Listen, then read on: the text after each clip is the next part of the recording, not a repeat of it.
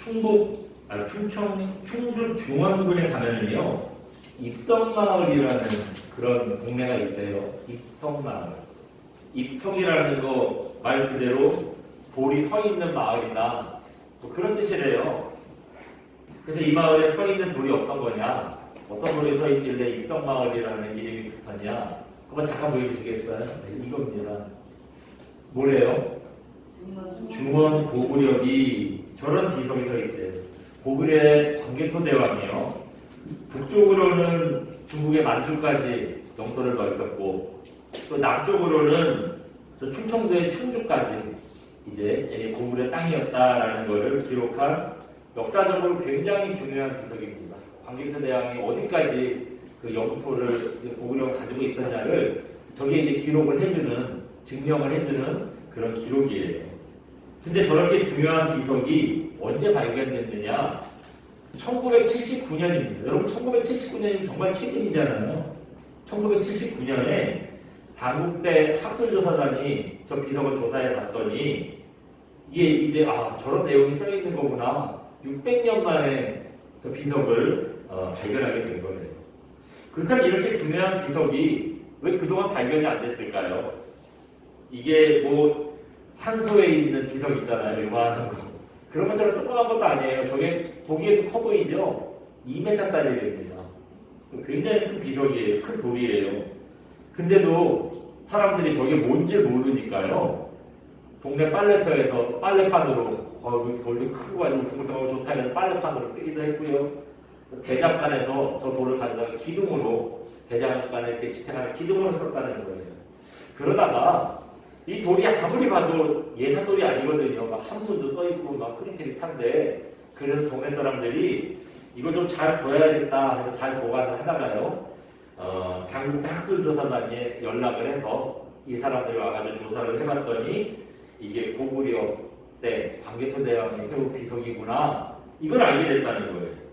근데 요즘 와서 밝혀진 사실인데요. 아까 제가 잠깐 말씀드렸는데 빨래판으로 썼다는 거는 유언비어래요. 실제로 빨래판으로 쓰진 않았대요. 근데 왜 그런 얘기가 돌았냐?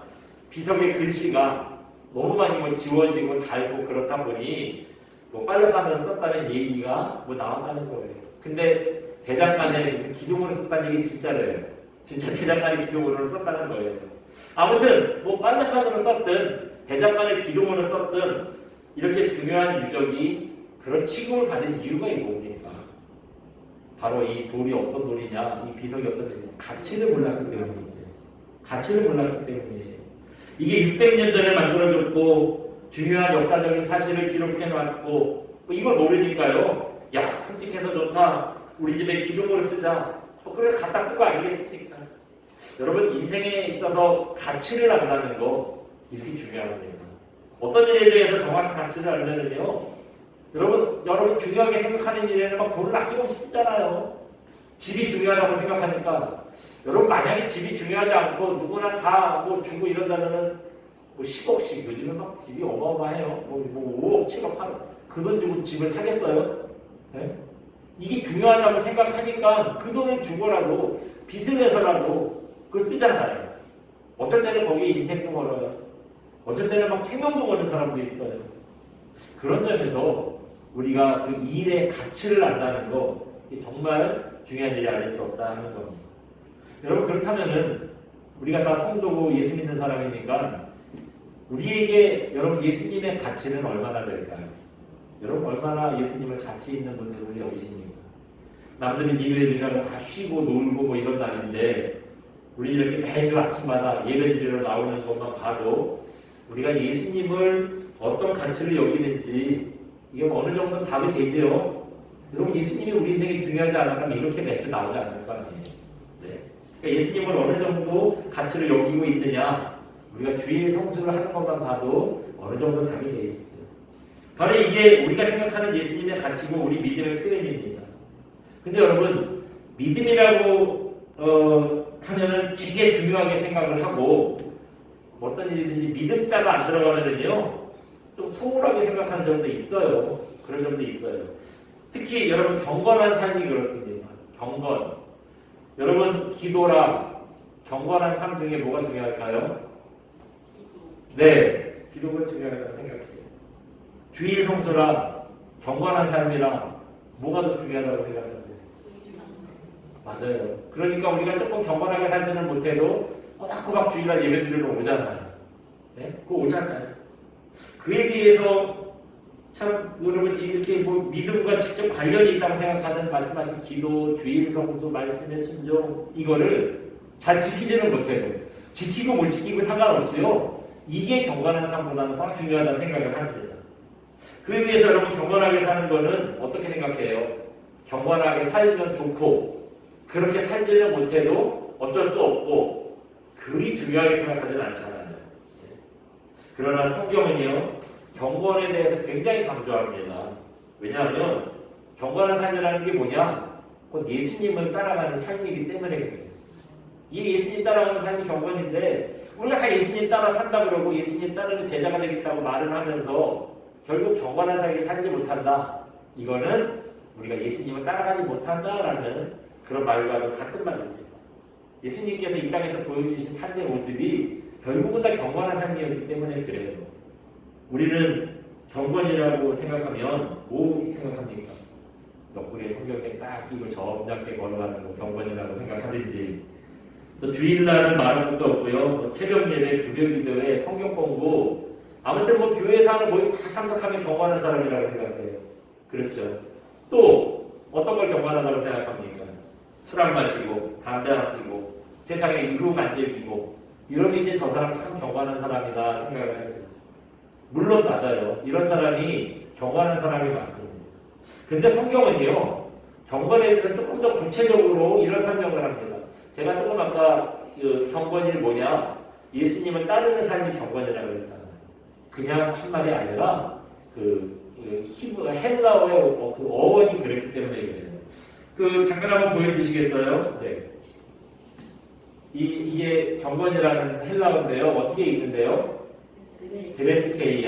드레스케이아라고 읽는데 그 오늘 본문 우리가 읽은 26절, 27절 보시면 경건이라는 말이 굉장히 많이 나와요. 근데 그때 어떤 말을 썼느냐? 이 헬라어의 원어를 보면 바로 저 드레스케이아라는 단어를 썼다는 거예요. 근데 그럼 저 말의 뜻이 뭐래요? 네? 뜻은 뭐래요? 열심히 주님을 닮아가는 거. 경건이라는 말이 아까 그랬잖아요. 우리 경건을 별로 중요하게 생각하지 않는데 경건이라는 게 결국은 뭐냐? 예수님 닮아가고 따르는 게 경건이라고 그랬잖아요.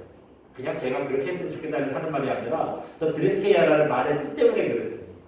그때 썼던 경건이라는 말이 열심히 주님을 따르는 게 경건이라는 거예요. 그래서 오늘 본문 보시면 그런 경건이라는 게 도대체 뭐 열심히 주님을 닮아가는 게 경건이라고 그랬는데 그 열심히 주님을 닮아가는 모습이 뭐냐? 구체적으로 세 가지를 얘기하고 있어요. 그래서 우리가 오늘 이거 하나하나 잠깐씩 한번 살펴보도록 하겠습니다.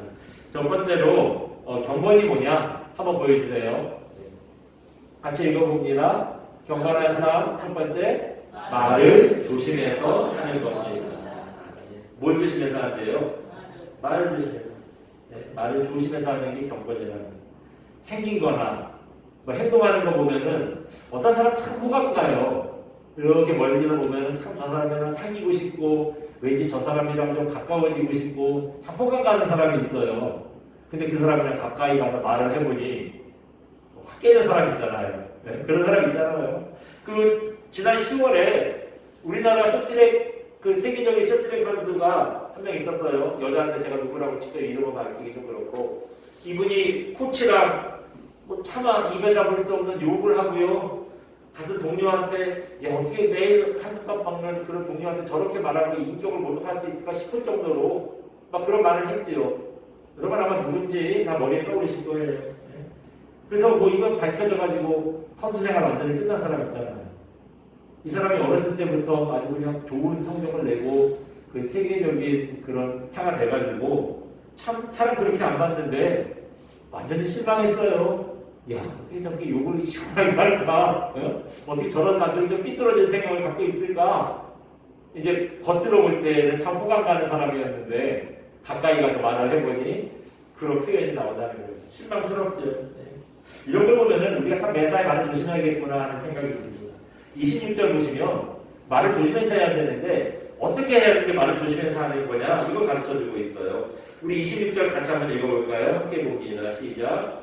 누구든지 스스로 경건하다 생각하며 자기 혀를 재발 물리지 아니하고 자기 마음을 속이면 이 사람의 경건은 헛것이라. 이때 말하는 경건이 드레스케이아라는 말을 쓴 거예요. 네. 여기 보니까 사람이 언제 말실수를 한다 그래요? 스스로 누구든지 스스로 뭐하다 생각할 때? 경건하다 생각할 때. 스스로 경건하다 생각할 때 여러분 말실수하는 거 꼭 나쁜 마음으로 하는 건 아니에요. 여러분 여기 보시면 좀 그렇게 이제 뭐 교회 다니는 사람이 나쁜 마음으로 상처 주고 뭐 험한 말 하겠어요? 예수님인 사람이? 근데 주로 우리가 본의 아니게 그런 말실수를 하는 경우가 뭐냐면 스스로 경건하다고 생각할 때, 이만하면 내비는 괜찮다 생각할 때 이제 그 사람은 좋은 생각으로 권면하는 거예요. 기도해봐. 무슨 너 뭐 죄가 있나 봐. 너 내가 나 하는 걸 보고 그럴 줄 알았어. 하나님 앞에 회개해. 자기가 믿음의 생각으로 보면 참 잘못하는 거거든요. 그래서 자기가 스스로 믿음이 있다. 나 정도는 저 사람 권면할 만하다 생각하고 권면을 하는데 이제 그 사람 상처받는 거예요. 아픈 겁니다. 그래서 성경이 가르쳐 주는데요. 경건하게 사는 삶, 말실수하지 않고 경건하게 살 수 있는 비결을 가르쳐줘요. 이어지는 말이 뭐라 그랬어요? 스스로 경건하다 생각하며 자기 혀를 재갈 물리지 않고 그랬잖아요. 이게 결국 무슨 말이에요? 자기 혀에 재갈을 물리라는 거예요. 자기 말하고 싶어도 기도해 줄 것이지 가서 말을 쉽게 하지 마라는 거예요. 정말 여러분 권면할 때 참 조심하셔야 돼요. 자기는 좋은 뜻으로 한 건데 상처받는 분들이 있어요. 서운하고 마음 아프고. 누군 몰라? 아는 상황이 그런 걸 어떻게 해요? 근데 거기 가가지고 너 그따위로 사는데 왜 그것밖에 못해? 이런 식으로 나오면요. 얼마나 상처가 되겠어요? 얼마나 아픔이 있겠어요? 예? 그래서 혀에 재갈을 물려서요. 함부로 말하지 말라. 그게 바로 경건한 삶이라는 겁니다. 중국 송나라에 장자라는 분이 있었어요. 지금이야 뭐 장자 유명하죠. 맹자, 공자, 장자, 노자 뭐 이런 사람 유명하잖아요. 이분이 근데 그게 처음엔 유명하지 않았대요. 지방이 무슨 말단 간직이었대요. 그렇다 보니까 끼니를 굶어야 할 정도로 아주 뭐 굉장히 어려웠다 그러거든요. 그래서 고민하다가 자기 직장 상사한테 쌀 좀 빌려달라고 이렇게 말을 꺼냈대요. 그랬더니 상사하는 말이 참 얄미워. 내가 가을에 수확하면은 그때 세금을 거둘 테니까 세금 거두면 그 자리에서 내가 300냥 빌려줄게. 이렇게 얘기하더라고요. 사람 놀리는 걸까 아니고 지금 당장 굶어 죽게 생겼는데 가을까지 언제 기다려요? 어떻게 기다리려면 안 된다 그러면 차라리 안 된다 그러지. 그래서 장자가요 상처받고 이런 얘기를 했대. 내가 여기 오는 길에 웅덩이에 물고기 한 마리가 빠져있다가 부르다라는 거예요. 물고기가 하는 말이 실은 내가 용왕님의 신하인데 어찌어찌 하다 보니 물길을 따라서 여기까지 흘러왔고 이 웅덩이에 빠져서 꼼짝달싹 못하게 생겼어. 그러니 내가 살 수 있게 물 한 바가지만 좀 나한테 끼얹어줘. 이렇게 얘기했다는 거예요. 그래서 장자가 물고기한테 이렇게 얘기했대요. 내가 오너라 임금을 만나서 큰 강의 물줄기를 가져와서 아주 시원하게 물을 퍼주겠다고 기다리라고 그랬다는 거예요. 여러분 이게 말이 돼요? 장자는 송나라 말단 공무원이에요. 송나라의 말단 공무원이 자기네 임금도 아니고 오나라 임금을 만날 수 있겠어요? 이게 말도 안 되는 얘기잖아요. 완전 놀리는 거죠. 그 말을 듣고 물고기가 이렇게 대답했대요. 그때는 나를 어물전에서나 볼 수 있을 거요. 에헤헤 그랬다는 거예요. 여러분 어물전이 뭐 하는 데죠? 네, 생선가게잖아요. 그때는 이미 끝났다는 거죠. 어려운 사람 도와주지를 못할 망정 이게 말로 희롱하면 되겠냐는 거예요. 우리는요 입에 재갈을 물려서라도 말 조심해야 됩니다. 성가라고 하면서 우리 아무 생각 없이 가볍게 한 얘기로 인성도 까먹고 사람들에게 상처 주고 사람들에게 상처만 주면 끝이 아니고 오늘 본문 말씀 보니까 결국 이게 뭐예요? 자기 경건을 해치는 일이잖아요. 그렇게 되지 않겠습니까? 여러분 근데 우리 예수님은 그런 분이 아니셨습니다. 여러분 예수님께서 언제 사람들에게 상처 주고 비꼬고 뭐 이런 비난하고 이런 말 하시는 거 보셨어요? 예수님은 언제나 위로하시는 분이고 격려하시는 분이고 사랑을 말만 하시는 분이셨지 뭐 다른 사람은 희롱하고 상처 주고 이런 말 하신 적이 없습니다. 경건은 아까 뭐라 그랬어요? 드레스케이아 예수님 닮는 거라 그랬잖아요. 여러분 예수님처럼 말에 재갈을 단단히 물리시고요. 온유한 말 사랑의 말만 하는 그런 저와 여러분 되시기 바랍니다. 그래서 우리가 말을 통해서 경건한 삶을 사시기를 주님의 이름으로 축원드립니다. 두 번째 경건한 삶이 있습니다. 한번 잠깐 보여주세요. 경건한 삶 두 번째 뭐죠? 고아와 과부를 돌보는 것입니다. 이번엔 27절이에요. 27절 우리 한번 쭉 읽어봅니다. 시작. 하나님 아버지 앞에서 정결하고 더러움이 없는 경건은 곧 고아와 과부를 그 환난 중에 돌보고. 아멘. 여기까지만 봅니다. 경건은 결국 뭐라 그랬어요? 고아와 과부를 돌보는 게 경건이라고 그랬어요. 여러분, 구제 많이 하면 구원받고 구제 안 하면 구원 못 받을까요? 그래요. 그건 아니에요. 구원은 어떻게 받는 겁니까? 예수님을 믿는 걸로 받는 거예요. 그래서 구제랑 구원 뭐 같은 형제 같은 이름이지만 뭐 전혀 상관없는 얘기예요. 구제 안 해도 구원 받을 수 있어요. 아주 까놓고 얘기해요. 그러나 우리가 이 땅에서 경건하게 살려면요, 성도답게 살려면요, 구제 안 할 수가 없습니다. 이거 안 하면서 우리가 성도라고 얘기할 수 없어요. 우리가 아까 방금 시간에도 말씀 나눴지만, 그래서 우리가 늘 이런 성탄절이나 이런 우리 교회에 절기 때 그 헌금 우리만 쓰지 않잖아요. 그걸로 뭐 우리가 많은 돈은 아닌데 그래서 적은 거를 꾸준하게 어려운 이웃과 나누려고 늘 관심을 갖잖아요. 왜 그렇습니까? 그게 경건한 삶이기 때문에 그래요. 그렇게 하지 않으면 우리가 경건을 지킬 수 없기 때문에 그렇습니다. 우리 한국교회에 좋은 전통이 하나 있어요. 성미라는 게 있었죠. 지금은 뭐 성미 잘 안 해요. 그리고 또 성미라는 거 있는지도 모르는 분들이 많아요. 여러분, 성미라는 게 뭐죠? 밥할 때마다 식구 수대로 한 숟갈씩 쌀을 더는 거예요. 그래서 이걸 모아가지고 한 주 동안 그걸 모아서 주일날 가져오는 거예요. 이게 성미입니다. 이렇게 모아진 성미를 뭘 하냐? 이제 어려운 이웃 도와주고, 또 목회자 가정이 어려울 때 이제 목회자 가정에 좀 도움을 주고 보조하고 이런 거죠. 이거 왜 했냐면 옛날에 우리 어머니들이 뭐 경제권이 있었어요. 뭐 어르신들이 지금이야 뭐 우리 남편들이 뭐 꼼짝 못하지만 옛날에는 이거 뭐 남자들이 다 틀어지고 여자들은 뭐 주는 대로 살고 그랬잖아요. 경제권이 없으니까 헌금을 해야 되는데 할 수가 없는 거예요. 그래서 이 성리를 통해서 구제에 동참할 수 있도록 한 거죠. 지금이야 뭐 쌀이 없어서 굶는 사람 없다 보니 이 성리라는 한국교회의 좋은 전통이 많이 희미해졌어요. 하지만 여러분, 성리를 뜨는 이 구제의 정신만 잊어버리면 안 돼요. 이거 우리가 꼭 기억해야 돼요. 많은 게 꼭 문제를 일으키죠. 밥도 많이 먹으면 탈나요. 운동 아무리 좋다고 해도 뭐 김종국이처럼 그렇게 많이 하면 그 사람은 내가 볼 때 관절염이나 이런 거 엄청 있을 것 같아요. 운동도 너무 많이 하면 탈나요. 또 돈도 다 우리 돈 많이 준다고 생각하는데 돈 많은 집에 자제하고 조용하지 않더라고요. 늘 싸움이 있고 시끄럽더라고요. 돈이 많아서 탈이 납니다. 반면에 뭐든지 덜어내고 적게 가지면요, 귀한 줄 알아요. 조금만 있어도 만족하고 감사할 줄 알게 돼요. 여러분, 우리가 이거 아니까 우리 다 죽기 살기로 다이어트 하잖아요. 다이어트 왜 해요? 많은 게 좋지 않다고 생각하니까 다이어트 하는 거예요. 성경을 보세요. 여러분, 예수님도 고아와 과부를 뭐 뿐만 아니라 병든 사람, 연약한 사람, 소외된 사람, 늘 이런 사람들과 함께 하셨잖아요. 이분들 도우시고 살리셨잖아요. 이런 게 바로 예수님의 마음이었다는 거예요. 그러면서 사회적 약자들을 돕는 이 주님의 마음, 사도행전 20장 35절에서 이렇게 말씀하셨습니다. 잠깐 한번 보여주세요.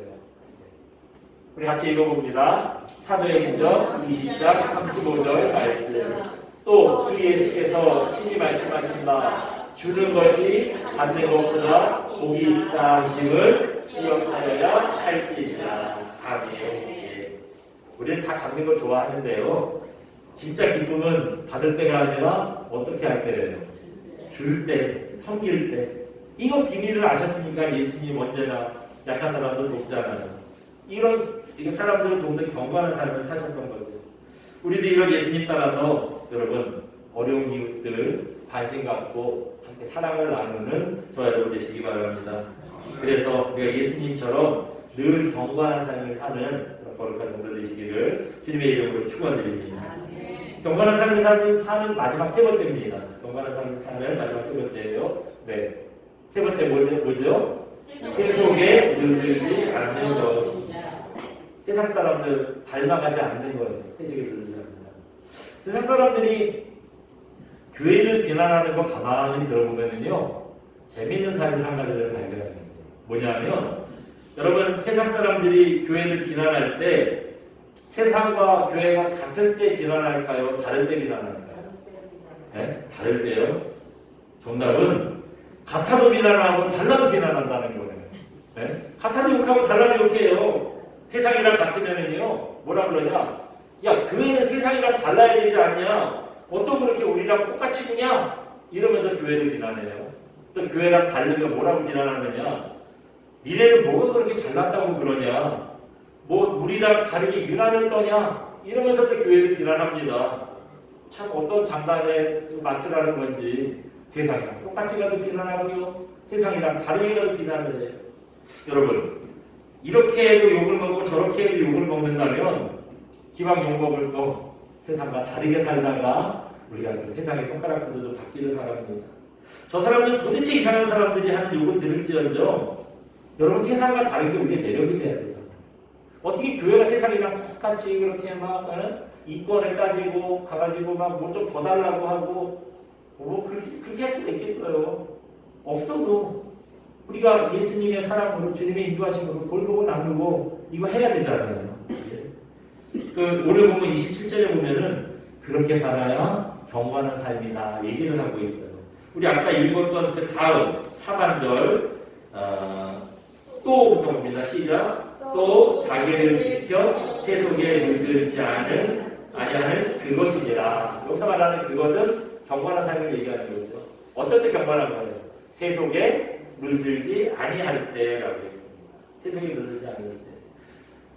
사회생활 하다 보면은 꼭 기독교 욕하는 사람들을 만나요. 그죠? 우리 이렇게 교회 안에 있으니까 뭐 그렇죠. 여러분 목사한테도 대놓고 막 교회를 비난하는 사람들 용감해. 될 수 있으면 매너상 안 그러잖아요. 근데 목사를 앞에서 대놓고도 그러니 여러분들은 그런 사람들 세상에서 얼마나 많이 만나겠어요. 특히 이런 사람이 직장 상사일 때 진짜 피곤해요. 진짜 피곤해. 말끝마다 교회를 비난하고 막 들으라고 막 가서 막 뭐라 그럴까요? 비아냥하고 참 괴로워요. 힘듭니다. 그래서 어떤 마음들은 교회는 주일날만 가고 평일날은 세상 사람들이랑 똑같이 살고 이래도 괜찮지 않을까? 이러면 얼마나 편할까? 유혹을 얼마나 많이 받습니까? 그러면 여러분 어때요? 주일날 시간도 지킬 수 있잖아요. 네? 또 사회생활도 편안하게 할 수 있잖아요. 뭐 교회를 비난하는 직장사람은 적당히 맞춰가지고 맞아 교회가 잘못했어. 자기 교회 다니면서 안 다니는 척하고 막 이게 같이 맞춰주는 거예요. 그럼 얼마나 편안하게 뭐 잘 살 수 있겠어요. 근데 여러분 그럴 때 이 말씀 기억하셔야 돼요. 우리 또 한번 읽어볼까요? 또부터 시작. 또 자기를 지켜 세속에 물들지 않는 그것이니라. 경건한 삶, 성도가 따라가야 되는 삶, 여러분 세속에 물들지 않는 것이라고 했습니다. 그래서 유혹이 올 때마다 이 말씀 기억하셔야 돼요.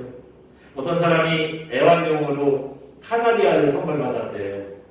여러분 카나리아가 새라는 건 아시죠? 저도 얘기만 알고 카나리아를 찾아봤어요. 이렇게 생긴 새가 카나리아라고 보여주세요. 요게 카나리아예요. 주먹만큼 조그만 새고요. 저 노란색 아주 이쁘죠? 우는 소리는 더 이뻐요. 클릭 한 번만 해서 소리도 나와요. 네. 그냥 클릭하시면 소리가 좋다.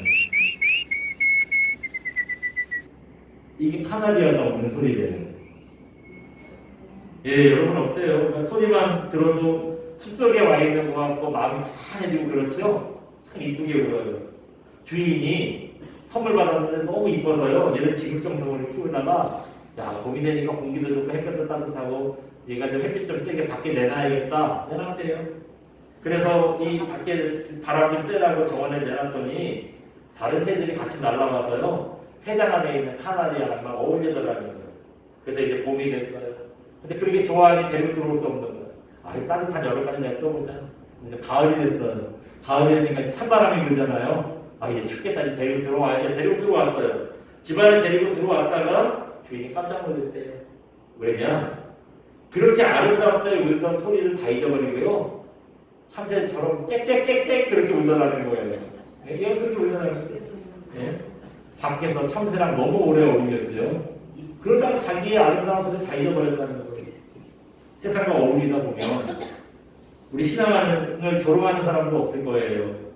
세상 살기도 편하고요. 신앙생활도 자유롭게 할 수 있을 것 같아요. 근데 여러분, 그러다가 아름다운 우리의 경건을 잊어버리고 마는 겁니다. 그렇기 때문에 여러분, 세상이랑도 어울리면 편하겠다 생각하는데요. 그걸 잊어버리는 거예요. 우리 신앙 다 잊어버리는 거예요. 그러므로 여러분, 세상에 살 때 세상에 물들지 않고 주님 앞에 경건을 지키는 그런 저 여러분 되시기 바랍니다. 그래서 분명히 그러면 우리 신앙을 따라하는 사람들이 있어요. 없을 것 같은데 있어요. 우리의 거룩한 삶을 좋아하는 사람들이 있습니다. 이들과 함께 경건한 무리를 이루는 그런 저 여러분 되시기를 주님의 이름으로 축원드립니다. 그 시간 함께 찬양하고 기도합니다.